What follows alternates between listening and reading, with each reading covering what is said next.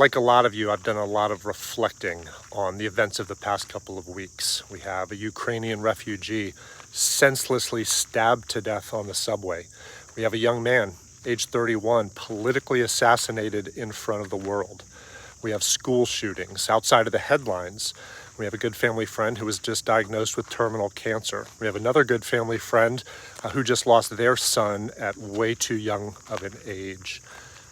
And so the obvious question that we all ask is why, and what does it all mean? And that's beyond the scope of this short video, but I do have a thought that I wanted to share in practical terms about what it means for us in the business world and as aspiring entrepreneurs.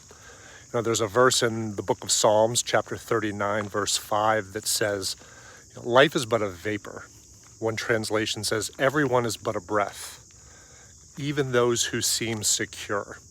And it speaks to this idea that we're not promised tomorrow, that whether you live to 100, whether your life is cut short at age 31, or you never even make it out of infancy, we don't know how long we have on this earth, but in this scope of eternity, it will be short, and it is on us to seize the day, to live fully, to live all out.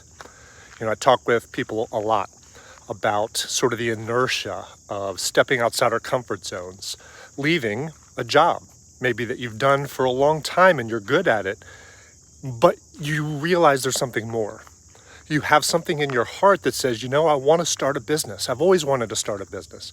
I want that freedom and that control, but there's this fear, there's this inertia of leaving what I know, what I've always done, to try something new. And I think this is at least part of that answer, which is, why not? We're not promised tomorrow. We don't want to get to the end of our lives and realize that we did not take action on something that God has put in our heart, deep in us, a desire to do something.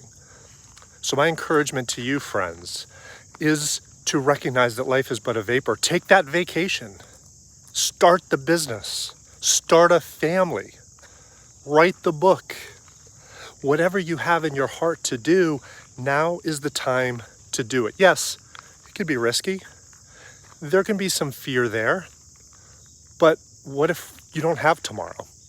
And so to me, that's a deep revelation about the events of the past couple of weeks that is prompting me to live more fully. And I want to encourage you to do the same, to recognize that your life is but a vapor.